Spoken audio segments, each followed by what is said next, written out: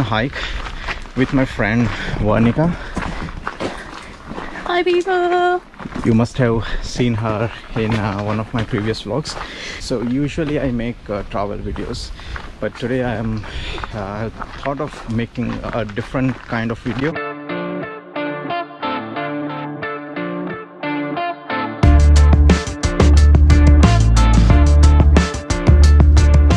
I'm hiking in Mangiroa walkway.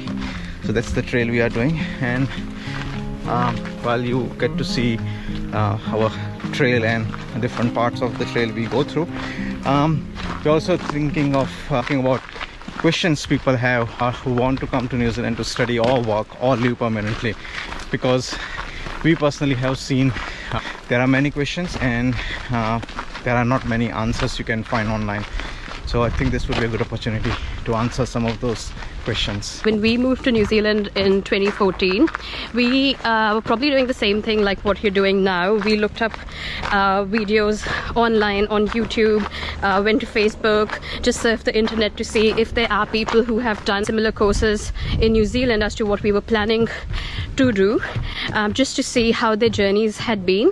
And that's how I literally randomly found Pariket on Facebook. It was that random. But when we moved to New Zealand, he actually made sure that he came to pick us up from the airport, and we spent a few days initially with him as well, and we've ended up being the best of friends. And I can tell you that the advice he gave us during the first week we spent in New Zealand has been so valuable. So whatever information you'll get from him, you can take it from me that it is really going to help you. So first of all, a little bit about myself. I came to New Zealand in 2012 to study postgraduate diploma in public health. I studied medicine back in India. So I took the course. The study was for 1 year, and now I'm working in a health field in management area. I and my then boyfriend, now husband, moved to New Zealand, Auckland in 2014, and we both studied dentistry back in India, and then we came to New Zealand and pursued our post-graduation in public health from Auckland University, which was like a 1-year course. Now I work as a family history assessor at the Auckland District Health Board, and my husband works as a practice manager for one of the GP clinics. First of all, let's talk about things students need to know before coming to New Zealand. So New Zealand has probably 7 to 8 universities and a few other colleges. So what course you should be choosing, that's one of the key decisions you need to make before you decide to come to New Zealand. Don't just take any random course which your agent is suggesting or which your friend is suggesting, because if you take a wrong course, if you pick a wrong course, you probably are going to stuck in New Zealand, not being able to find a suitable job. Because in New Zealand, in order to get residency, there are few ways, but the most common way students can get residency is through skilled migrant category, and for that category your course and your job needs to match. So if you are going to take a random course which doesn't have that many job opportunities, basically you are setting yourself up for failure from the very beginning. So what I suggest you do is go on New Zealand immigration website, look up skilled migrant category and see what areas are in skill shortage and what's the score required to get residency and how you can achieve the score. So you need to see for your age how many points you are going to get, for your qualification how many points you are going to get, and then for your job, etc, etc. So before you come to this country, you should have some sort of idea and blueprint of your path to residency.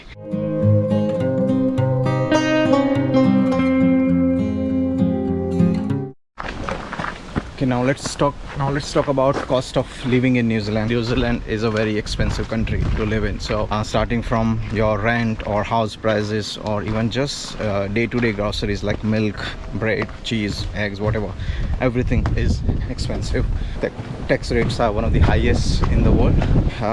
On an average, if you are sharing your accommodation with other people, your rent, depending again on which part of city you are living in, like Auckland, Wellington, Christchurch would be a bit expensive because they are the major cities. Then again, now if you are living within the CBD area, or you are living far off in suburb, so depending on all those things, the rent may vary, but on an average you should be ready to pay around somewhere between $150 to $200 per week. That should be your rent. Then the food, etc. So we are looking at $800 to $1,000 per month of the expense. You should also consider the transportation costs. So public transport in New Zealand is, I wouldn't say it's cheap, it's pretty expensive. But if you are a student, and if you get a AT Hope card, which is Auckland Transport Hope card, so you need to get that card, and then you just need to top up you need to load some money in it, and basically with that card you can just tag on, tag off when you use the public transport, which includes train, buses and ferry. As a student you get some discount, so that's a bit helpful. As a student you are allowed to work 20 hours a week, and luckily New Zealand is one of those countries who has quite high minimum wage. So current minimum wage is almost $20 per hour, so you can work 20 hours a week. So before tax you'll be able to earn around $1,600 a month. This is before tax. You would have to pay tax, which would probably around 17%, 15 to 17%. You just need to check that on our IRD website.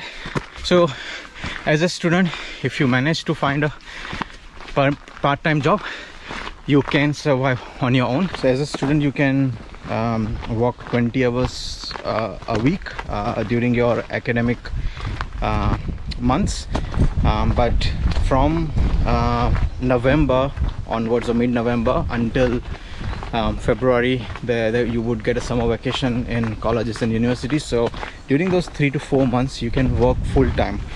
So make sure, try your luck and work hard to secure a job before November, so that you get 4 full months to earn full-time and 40 hours a week. So you would be able to save a lot of money during those 4 months, and that should keep you going. The other thing I was going to say is, when you move to a new country from an overseas country, so for me, we moved to New Zealand from India, the work experience that you have in India, and we studied dentistry and even practiced as a dentist for almost about a year, but as hard it is to accept, when you move to a new country, that work experience really does not count much.